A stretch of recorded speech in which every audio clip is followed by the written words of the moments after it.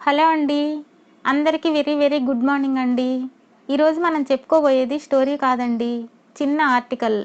ఎటుపోతుంది మన యువత? ఇదే అండి ఆర్టికల్ నేమ్. తీరుబాటు లేని ఊపిరి సలపనంత పనులతో ఎల్లవేళలా సంపాదనే ధ్యేయంగా పిల్లలను కూడా సరిగా పట్టించుకోకుండా ఆయాలకు అప్పగించి ధన సంపాదనే ధ్యేయంగా బ్రతుకుతున్నారు కొందరు. అలాంటి తల్లిదండ్రుల సంతానం 16 ఏళ్ళు వచ్చేసరికి ఏం చేస్తున్నారు? కొందరు యువత లక్షల విలువ చేసే ఫోన్లలో చూడకూడనివి చూస్తున్నారు. వాళ్ళ మాదిరి మనం కూడా చేస్తే ఒకలాంటి ఆతృత వాళ్ళలో. దాని పర్యవసానం చిన్న వయసులోనే విలువలు కోల్పోతున్నారు. ఇంకా కొందరు యువత మద్యం మత్తులో, డ్రగ్స్ మత్తులో పడి తూగుతూ వేరే లోకంలో ఓలలాడుతూ అదే ఆనందం అని భావిస్తూ ఉన్న ఆనందకరమైన జీవితాన్ని కోల్పోతున్నారు. 16 సంవత్సరాలకే తెలియకూడని విషయాలు తెలుసుకుంటూ చెయ్యకూడని పనులు చేస్తూ అదే అప్డేట్ అవ్వటం అనే అబద్ధపు ముసుగును అందంగా వేసుకొని బ్రతుకుతుంది మన యువత. 16 ఏళ్ల ప్రాయంలోనే కదా అండి ఛత్రపతి శివాజీ మహారాజ్ రాయ్‌గఢ్ కోటను ఆక్రమించింది. ఎందుకు? జిజాబాయి లాంటి మంచి తల్లి క్రమశిక్షణలో పెరిగాడు కాబట్టి. మరి 16 ఏళ్ల వయసులో కొందరు యువకులు ఏం చేస్తున్నారు?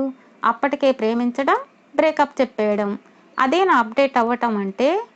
స్కూల్లో చదివే పిల్లలకు కూడా చేతిలో లక్షల విలువ చేసే ఫోన్, దానిలో వాట్సాప్, ఫ్రెండ్స్తో చాట్ చేయటం. వాట్సాప్ అంటే ఇంట్రెస్ట్ లేని కొందరిని చేతగాని వాళ్ళలా చూస్తున్నారు. మంచి మంచి ఉన్నత స్థానాల్లో ఉండి మొబైల్ మీద ఇంట్రెస్ట్ లేని వాళ్ళంతా పిచ్చివాళ్ళ, అమాయకుల? ఏమీ ఇంకిత జ్ఞానం లేక పిచ్చి పోకడలు పోయే చాటింగ్ చేసేవాళ్ళు మీ దృష్టిలో తెలివైన వాళ్ళ, అప్డేట్ అయిన వాళ్ళ?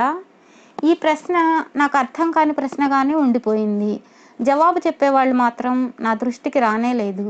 ఇప్పటి తల్లిదండ్రుల నుండి మనం ఎక్కువగా వింటున్న మాట ఏమంటే, మా పిల్లలకు అసలు తెలుగే రాదండి, అంతా ఇంగ్లీషే అని మురిసిపోతూ చెప్తారు.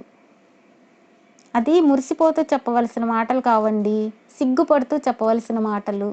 మన మూలాలేంటి, మన దేశ సంస్కృతి ఏంటి, మన ధర్మం ఏంటి, అవన్నీ మర్చిపోయి ఎవడో కడుక్కోకుండా టిష్యూ పేపర్ ఉపయోగించే వాళ్ళ భాషను గురించి గొప్పగా చెప్పుకోవడం సిగ్గుచేటు కాదా?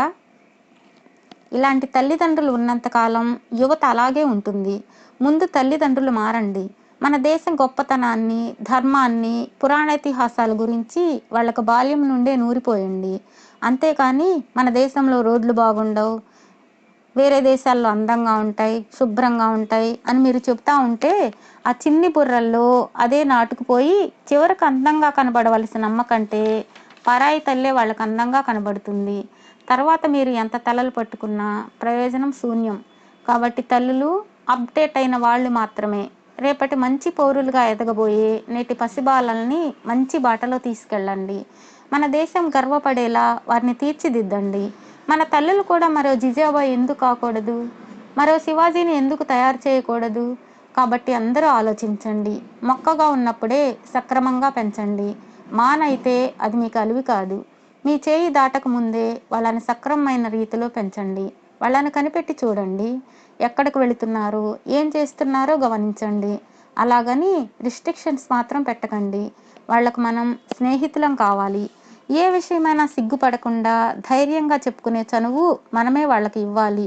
అప్పుడే వాళ్ళు మనసు విప్పి మనతో స్నేహంగా మాట్లాడగలరు.